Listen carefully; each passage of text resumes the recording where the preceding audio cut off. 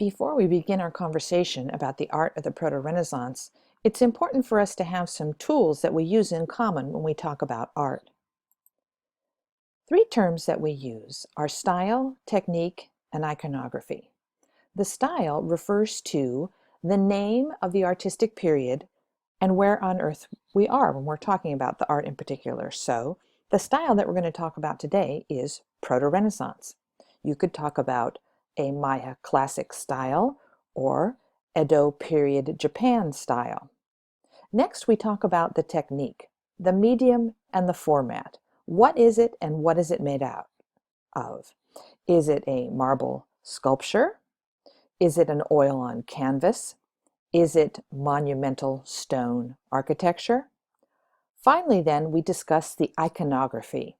What do the images and symbols and figures on that work of art mean to us, the viewer? So every piece of art that we look at is going to have those components. When we get ready to talk about an image for a slide quiz, we always want to, first of all, know the title. And you indicate that in the written format by underlining it. Then we utilize the name of the artist, if it is known. If it is unknown, you just say so. Then you talk about the style, Proto-Renaissance, French Baroque, etc. The technique, oil on canvas, true wet fresco. And then a single additional fact, anything that we've talked about or that you have read that will give us more information to what we're looking at. One of the ways that we understand art is by placing it in context. We want to understand what is going on in the world where the art is made. And so we address that by these 5 key categories: religion, politics, society, economics, and environment. Sometimes some of these play a bigger part of the story than others. For example, in the Renaissance, religion is very, very important, and the environment is somewhat important. Politics and environment are also important. If you're talking about prehistoric cave painting, religion is important and environment is important, but politics and economics, not so much.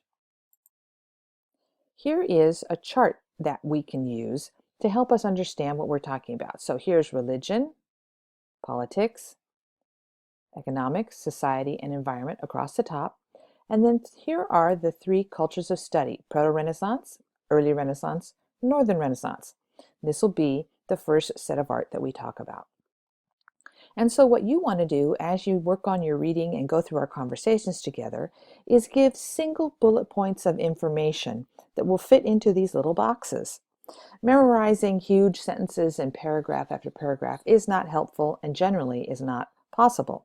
So it's best to boil it down into the fewest words possible. So to give you the drift of what I'm talking about,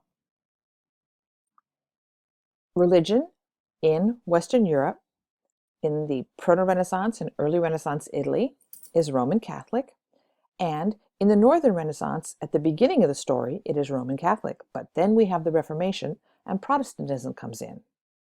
Politically speaking, the city-states are an important part of what makes art important in the Italian Renaissance. Every time we come upon a new learning unit, we're going to start with the learning objectives. So you're going to want to make sure that you know the difference between a city-state and an empire. You're going to want to understand the big changes that happen during the Proto-Renaissance or pre-Renaissance, and how art from that period is different than that of the Gothic period that comes before. Giotto is the most important person who we're going to talk about as far as art goes here. And he's got a very important qualifier there. Look at that in quotations, the father of Western pictorial depiction. That must mean he's very, very important. As far as technique goes, we're going to discuss panel painting, and true wet fresco painting in detail. So you want to make sure that you understand the differences in those two techniques. Remember that our class together is a Eurocentric class focused on the art of Western Europe. And of course, the Renaissance begins in Italy. This is a very helpful map that shows you all of the city-states that exist in Italy. And the geography of the region shows us that Italy is a long, narrow state surrounded by water. So this lets us know that it is easy to get back and forth between the city-states, that it is surrounded by water, so these folks are going to have trade access to all parts of the world. Now, when you are a city-state, it means you have a complete country, if you will, within the parameter of your city-state, with a central ruler, and you may or may not get along with a city-state that is right next door. And as is the case here in Italy, these folks do not get along very well. And so they're constantly fighting with one another, and they're very competitive when they're not fighting. So each city-state wants to have the best art and the best churches, and this is part of what is going to drive artistic development in Italy. So we need to peek back in time and take a look at art of the period that comes before when our class begins. During the Gothic period and during the Middle Ages, in Western Europe, depiction of the human form does not need to be realistic, okay? And that's what you see exhibited here. As you move to the late Gothic period, you can see that the human form is elongated and not very realistic. We're always interested in the ability to carve fabric or cloth in a realistic way. This is not realistic, and it is typical of what we find during the Gothic period. So we say that that is knife blade drapery treatment. Because religious focus is on the mystical aspect of God, interest in realistic depiction of the human form is not important. Now, we're going to go way back in time to ancient Greece. And we're looking at a bronze figure on the left from the Greek classic period and a marble sculpture on the right from the Greek Hellenistic period. And they are very, very realistic. So we know that man had the capability to create sculptures of the human form in a very realistic way. But after the fall of Rome, during the Middle Ages and the Gothic period, the focus was not on the human body. It was on spiritual aspects of faith and religion, and realism was not important. I'm going to start inside one of the buildings you see before you here. This is the cathedral complex in the city-state of Pisa, Italy. We're at about 1260 CE, and you can see the famous Leaning Tower in the back, and you can see the main sanctuary here. And then this little round building is known as the baptistry. The baptistry is the only place where you could bring a child to church. It was a place of both civic and community pride, and you notice that it is 100% detached from the church itself. Let's go inside the baptistry and take a look at this structure that's called the pulpit. So this is a hexagonal pulpit. It's the place where the priest would stand to read the homily, to give the words of institution, and it is almost like a visual dictionary of all the classic forms that you might find in the Greco-Roman Greek orders. So let's zoom in and look closely at the baptistry. You can see we've got Corinthian columns, and that's something left over from Greco-Roman antiquity. But then we've got these Gothic arches here.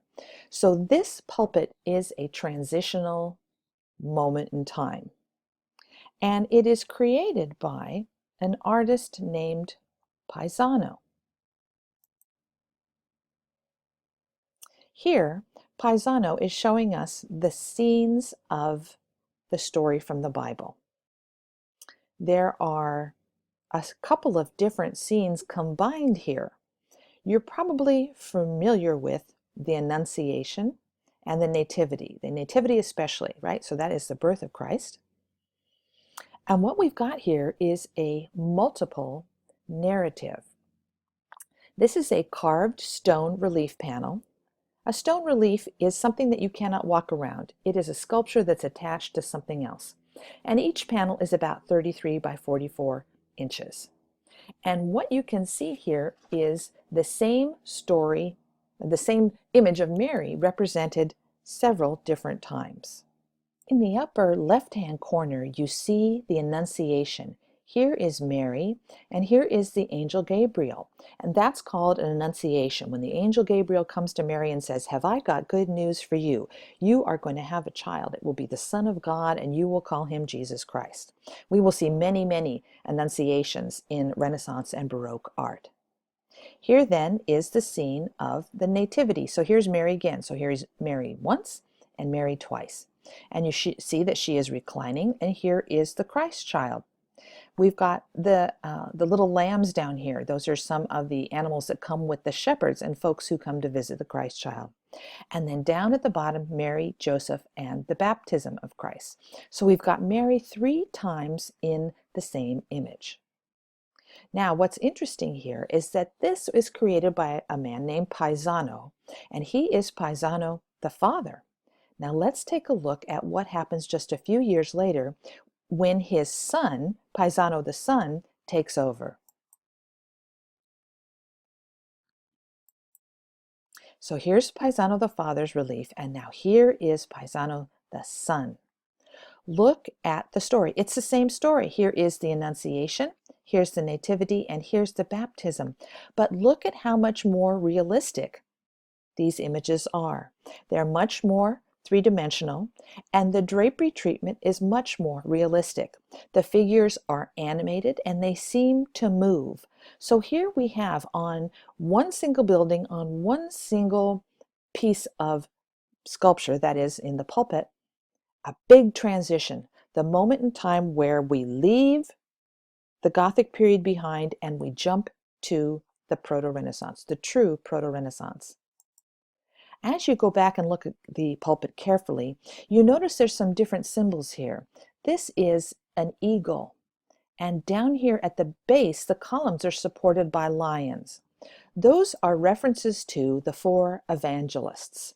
These were some of Christ's helpers who are going to end up taking the story of Christianity forward. Each of these 4 evangelists, Matthew, Mark, Luke, and John, have a symbol that go along with their name. And so whenever you see a lion, an eagle, a bull, and a man, you know that those are symbols for Matthew, Mark, Luke, and John.